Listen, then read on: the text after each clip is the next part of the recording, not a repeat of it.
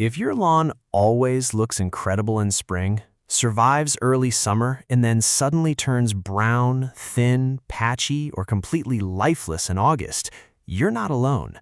Every year, thousands of homeowners assume the scorching sun is the blame. They pour on more water, spread more fertilizer, or even rip up sections of grass, believing the lawn is beyond saving. But here's what surprises most people. In many cases, the heat isn't the real killer. August simply exposes mistakes that have been building up for weeks or even months. By the time you notice the damage, your lawn has already been under stress for a long time. Today, we're uncovering the simple mistakes that quietly destroy lawns in August, backed by turf grass research and the methods professional lawn managers use to keep grass healthy during the toughest month of the growing season. Some of these mistakes seem harmless, some are actually recommended online, and one of them is probably happening in your own backyard right now. Stay with us because the final mistake catches more homeowners than any other. Welcome to Blueprint Backyard, where we help you build a healthier, greener outdoor space using proven methods, not internet myths. The first mistake is watering every single day. It sounds logical. August is hot, the soil dries quickly, and the grass looks thirsty. So many people reach for the hose every evening, giving the lawn just enough water to wet the surface. The problem is that grass doesn't develop strong roots from frequent, shallow watering. Turf grass research has consistently shown that shallow irrigation encourages roots to stay close to the soil's surface, exactly where temperatures become hottest and moisture disappears fastest. During a heat wave, those shallow roots dry out within hours, causing grass to wilt rapidly. In contrast, lawns watered deeply but less frequently develop much deeper root systems, allowing them to access moisture stored further below the surface. That's why two neighboring lawns can experience the same temperatures, yet one stays green while the other turns brown. The healthier lawn usually has stronger, deeper roots, not simply more water. But deep watering only works when you do it correctly. Aim to apply enough water to soak the soil 6 to 8 inches deep, which usually means around 1 inch of water per week, including rainfall. Instead of watering every evening, water early in the morning, ideally between 5 a.m. and 9 a.m. During these hours, cooler temperatures and calmer winds allow far more moisture to penetrate the soil instead of evaporating. Evening watering, especially when the lawn remains wet overnight, creates another problem altogether. Prolonged leaf moisture gives fungal diseases like brown patch and dollar spot the perfect conditions to spread. Many homeowners blame the weather when disease appears, but their watering schedule quietly created the ideal environment. A simple change in timing can dramatically reduce disease pressure while making every liter of water work harder. The second mistake is mowing your lawn too short because you think it will stay tidier longer. This is one of the fastest ways to weaken turf during August. Scalping removes too much of the leaf blade, reducing the grass's ability to produce energy through photosynthesis. Imagine trying to survive a marathon after someone has taken away half your food supply. That's exactly what short-cut grass experiences during extreme summer heat. Research has shown that taller grass shades the soil, keeping root zone temperatures lower and reducing water loss through evaporation. It also naturally suppresses many weed seeds by blocking sunlight before they can germinate. When homeowners cut their lawn extremely short in August, the soil heats up dramatically, moisture disappears faster, and weeds find the perfect opportunity to invade. The lawn doesn't just look stressed, it actually becomes stressed at a biological level. Professional turf managers follow what's known as the 1/3 rule. Never remove more than 1/3 of the grass blade in a single mowing. If your lawn has grown too tall after rain or a holiday, don't cut it back to your normal height all at once. Gradually lower it over 2 or 3 mowing sessions. During August, many cool season grasses perform best when maintained around 3 to 4 inches tall. That extra height isn't untidy, it's insurance against heat stress. The longer blades shade the crown of the plant, protect the soil, and help the lawn survive periods of drought that would otherwise leave it brown and struggling. The third mistake is applying fertilizer during extreme heat without understanding what your lawn actually needs. This is where many well-intentioned homeowners accidentally make the situation worse. Seeing yellow or thinning grass, they assume it's hungry, spread a high nitrogen fertilizer, water it in, and expect a lush green lawn within days. Instead, the grass often becomes even more stressed. Here's why. Nitrogen encourages rapid leaf growth, but in August, especially during prolonged heat, cool season grasses such as Kentucky bluegrass, perennial ryegrass, and tall fescue are already struggling to cope with high temperatures. Forcing them to produce fresh top growth diverts energy away from maintaining healthy roots. Turf specialists have repeatedly found that excessive summer nitrogen can increase disease pressure, reduce root growth, and leave grass even more vulnerable to drought. It's like asking someone to sprint when they're already suffering from heat exhaustion.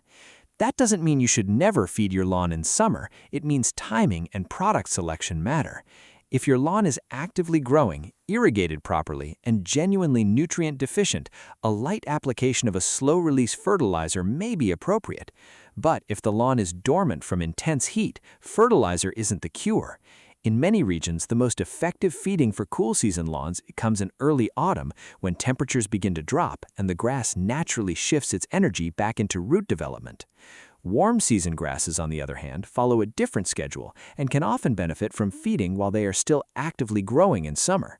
Understanding which type of grass you have is one of the biggest advantages you can give your lawn. Treating every lawn the same is one of the reasons so many fail. The fourth mistake is believing brown grass automatically means dead grass. This misunderstanding leads thousands of homeowners to waste money replacing lawns that would have recovered on their own. During periods of prolonged heat and drought, many grasses enter a natural survival mode called dormancy. Instead of using precious energy to stay green, the plant slows its growth, conserves moisture, and protects its crown until cooler weather returns. The lawn may look straw-colored and lifeless, but beneath the surface, the growing point is often still alive. Dig into the soil and examine the crown, the area where the blades meet the roots. If it's still firm and healthy rather than soft and rotten, there's a good chance that grass is simply waiting for better conditions. The worst thing you can do is panic, repeatedly fertilize, mow aggressively, or tear up the lawn before giving it the opportunity to recover. Patience combined with proper watering during extended drought often produces far better results than expensive renovation. The fifth mistake is allowing thatch to build up year after year without realizing it's slowly suffocating the lawn. Many people assume the layer between the grass and the soil is just harmless dead clippings, but that's not what thatch really is. Thatch is a dense layer of living and dead stems, roots, and organic material that decomposes very slowly. A thin layer, less than half an inch, is perfectly normal and can even provide some insulation. But once it becomes too thick, it acts like a sponge. Water from sprinklers often gets trapped in the thatch instead of reaching the roots, while oxygen struggles to penetrate the soil. During August, when every drop of moisture counts, along with excessive thatch can look drought-stressed even after a thorough watering because much of that water never reaches the root zone. At the same time, insects and fungal diseases find the moist thatch layer an ideal place to thrive. You can easily check for excessive thatch by cutting out a small wedge of turf with a garden spade. Look at the layer between the green grass and the soil. If it's thicker than about half an inch, it's worth planning to reduce it. But here's an important point many online guides get wrong. Don't rush to dethatch during the hottest weeks of August. Dethatching is stressful because it tears into the lawn, and performing it while grass is already battling extreme heat can do more harm than good. For cool season lawns, early autumn is usually the ideal time because temperatures are lower and the grass can recover quickly. Warm season grasses generally respond best to dethatching during their peak growing period in late spring or early summer. Timing is just as important as the job itself. The sixth mistake is ignoring soil compaction. This is one of the hidden problems that homeowners rarely think about because it's happening below the surface. Every barbecue, football game, children's play area, and heavy lawnmower slowly compresses the soil. Over time, the tiny air spaces that roots depend on begin to disappear. Water starts running off instead of soaking in. Oxygen struggles to reach the roots, and the grass becomes less able to tolerate heat and drought. Then, August arrives, bringing weeks of high temperatures, and the lawn suddenly declines. Many people blame the weather when the real issue has been building underground for years. Research has consistently shown that compacted soils produce shallower, weaker root systems, making lawns far less resilient during periods of environmental stress. A simple way to test for compaction is to push a long screwdriver or soil probe into moist ground. If it slides in with little resistance, your soil structure is probably in good shape. If it takes significant force, compaction may be restricting root growth. The long-term solution isn't simply adding more water. Core aeration removes small plugs of soil, creating channels that allow air, water, and nutrients to move deeper into the root zone. Combined with good watering practices, aeration can dramatically improve a lawn's ability to withstand August heat. Many homeowners are amazed by the difference, not because the grass grows faster, but because it grows stronger where it matters most, below the surface. The seventh mistake is mowing with dull mower blades. It might seem like a minor maintenance issue, but the condition of your mower blade can have a surprising impact on your lawn's health, especially in August. A sharp blade slices cleanly through each grass leaf, allowing it to heal quickly with minimal stress. A dull blade does the exact opposite. Instead of cutting, it tears and shreds the grass, leaving ragged, frayed tips that lose moisture much faster under the summer sun. If you've ever noticed your lawn looking slightly brown a day or two after mowing, even though it's receiving enough water, damaged leaf tips from a dull blade could be the reason. Research from turfgrass specialists has shown that these torn leaf edges also create entry points for fungal pathogens. During hot, humid weather, diseases such as brown patch can spread more easily through grass that's already been wounded by poor mowing. This means a dull blade doesn't just make the lawn look untidy, it increases stress at exactly the time your grass is trying hardest to survive. Professional groundskeepers routinely sharpen mower blades because they understand that clean cuts reduce water loss, improve appearance, and help the turf recover more quickly after every mow. A simple test is to look closely at freshly cut grass. Healthy cuts appear smooth and even across the top. If the tips look white, shredded, or torn rather than neatly cut, it's time to sharpen or replace the blade. Most homeowners only think about servicing their mower engine, but the blade deserves just as much attention. Keeping it sharp throughout the growing season is one of the easiest and least expensive improvements you can make, yet it can noticeably improve the appearance and resilience of your lawn during the hottest part of the year.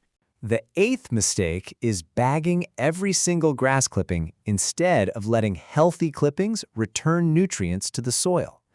For decades, homeowners were told that leaving clippings behind causes thatch, but extensive turfgrass research has shown that this is largely a myth. Grass clippings are made up mostly of water and decompose quickly, returning valuable nitrogen, potassium, and other nutrients back into the lawn. In fact, studies have found that recycling clippings can supply a significant portion of your lawn's annual nitrogen needs, reducing the amount of fertilizer required throughout the growing season. During August, when grass growth naturally slows, those recycled nutrients help maintain plant health without forcing excessive top growth. The key is simple. Mow regularly so the clippings are short enough to disappear into the canopy. Long, wet clumps should still be collected because they can smother the grass beneath them, but under normal mowing conditions, leaving the clippings is one of the easiest ways to improve lawn health while saving both time and money. The ninth mistake is overlooking pests until the damage becomes impossible to ignore. Many homeowners only notice insects after large brown patches appear, but by then, the feeding has often been happening for weeks. White grubs, chinch bugs, sod webworms, and bill bugs are among the most common lawn pests, depending on your region. Their damage is frequently mistaken for drought stress because the symptoms look remarkably similar. Grass begins to wilt, turns brown, and refuses to recover even after watering. Before assuming your lawn simply needs more irrigation, perform a quick inspection. Gently pull on the affected grass. If it lifts away like a loose carpet with very few roots attached, white grubs may be feeding beneath the surface. If the roots remain intact but insects are active around the crowns of the grass, another pest could be responsible. Correct identification matters because watering, fertilizing, or reseeding won't solve an insect problem. Professional turf managers always diagnose first and treat second. It's this careful approach that prevents unnecessary expense while giving the lawn the best chance of recovery. August is the month that separates healthy lawns from struggling ones. Not because the weather suddenly changes, but because every decision you've made throughout the season begins to show its results. Deep watering instead of daily sprinkling, mowing at the proper height, feeding only when appropriate, recognizing dormancy, managing thatch, relieving soil compaction, recycling healthy grass clippings, and catching pests before they spread can completely change how your lawn performs during the hottest weeks of the year. None of these strategies rely on expensive products or miracle treatments. They're proven principles used by turf professionals because they work season after season. Start applying them now, and you'll give your lawn the best chance not just to survive August, but to come out of it healthier, greener, and ready to thrive when cooler weather returns. If you found this guide helpful, let us know in the comments. Which of these August lawn mistakes surprised you the most? And which one are you going to fix first? Your experience might help another homeowner rescue their lawn before it's too late. And if you enjoy practical, research-backed lawn care without the myths, subscribe to Blueprint Backyard. Give this video a thumbs up and turn on notifications. We'll keep bringing you tested strategies that help you grow a lawn you can be proud of, one season at a time.